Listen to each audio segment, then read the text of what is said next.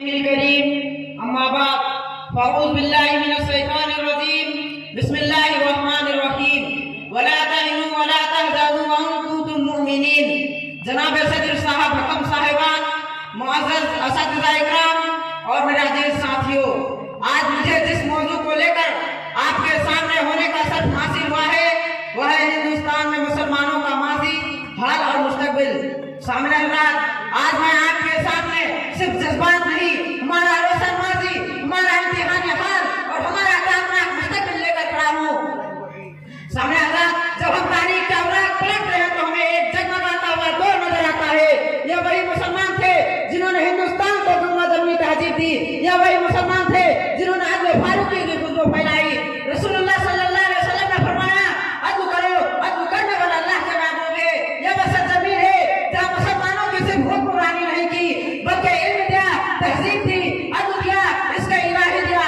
یہ وہ دھرتی ہے جہاں قطب مینار کھڑی ہے، تاج محل کھڑا ہے، دارالعلوم کھڑا ہے، اور ہماری تاریخ چیز کر گئی ہے کہ مسلمان جہاں گیا انصاف لے کر گیا، امن لے کر گیا، علم لے کر گیا۔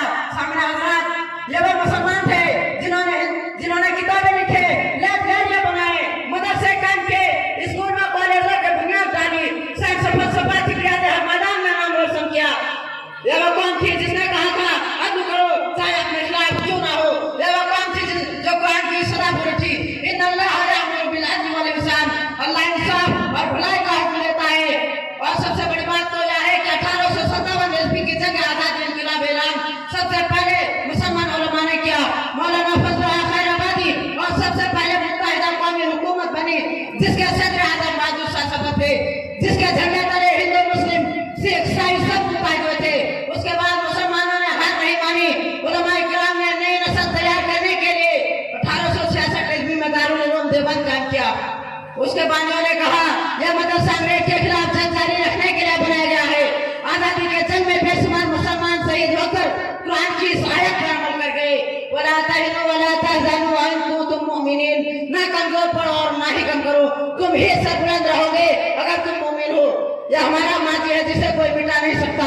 سامنے حضرات، لیکن اگر آج کے حالت پر نظر ڈالے تو دل زخمی ہوتا ہے۔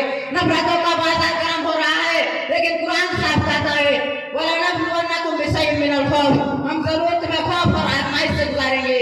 ہمارے نوجوان ڈگری لے گھوم رہے ہیں مگر نوکری نہیں، مساجد کی آوازیں دبانے کی کوششیں ہو رہی ہے، آئین کے اندر دی گئی برابری کو کمزور کرنے کی باتیں ہوتی ہے، کبھی صنعت کے نام پر، کبھی لباس کے نام پر، کبھی کھانے کے نام پر، کبھی طلاق پر، کبھی لفظ جہاد پر مسلمانوں کو گھیرنے کی سازش کی جاتی ہے۔ لیکن یاد رکھو، ہم کمزور نہیں اور نہ ہی ہم بزدل۔ ہم نے تہذیب بھی بنائی ہے، ہم نے سائنس بھی دی ہے، ہم نے شاعر بھی دی ہے، ہم نے ہمت بھی دکھائی ہے۔ اگر کوئی سمجھے کہ مسلمان ڈر جائے گا تو سن لو، مسلمان کبھی نہیں ڈرتا، وہ اللہ پر بھی بھروسہ رکھتا ہے اور آئین ہند پر بھی یقین رکھتا ہے اور اپنے حق کے لیے آواز بھی اٹھانا جانتا ہے۔ یہ مٹی میری پہچان ہے، یہ مٹی میرا ایمان ہے، یہ مٹی میری پہچان ہے، یہ مٹی میرا ایمان ہے۔ میں اس مٹی کا رہنے والا، میرا سینہ بھی چٹان ہے۔ آج جو کچھ ہو رہا ہے امت کا امتحان ہے، لیکن اللہ تعالیٰ فرماتا ہے وَبَشِّرِ الصَّابِرِينَ، صبر کرنے والے کو خوشخبری دے دو۔ میرے نوجوانوں، تم ہی ہمارے مستقبل ہو۔ مستقبل وہی روشن کرتا ہے جس کو ہم کے نوجوان تعلیم اور اتحاد کو اپنا ہتھیار بنا لیتا ہے۔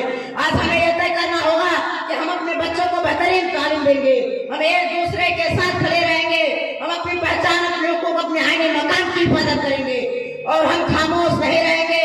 ہمیں اپنے نوجوانوں میں یہ جذبہ پیدا کرنا ہوگا کہ ہم اس ملک کے برابری کے شہری ہیں۔ میں نوجوانوں سے کہنا چاہتا ہوں، اٹھو، کتاب و قلم اٹھاؤ، علم سیکھو، روزگار بناؤ اور اس ملک کو بتا دو کہ مسلمان ترقی کے راہ میں رکاوٹ نہیں بلکہ ترقی کے ضمانت ہے۔ یہی سے میں اپنی تقریر کو ختم کرنا چاہتا ہوں۔ وآخر دعوانا الحمد للہ رب العالمین۔ السلام علیکم ورحمۃ اللہ وبرکاتہ۔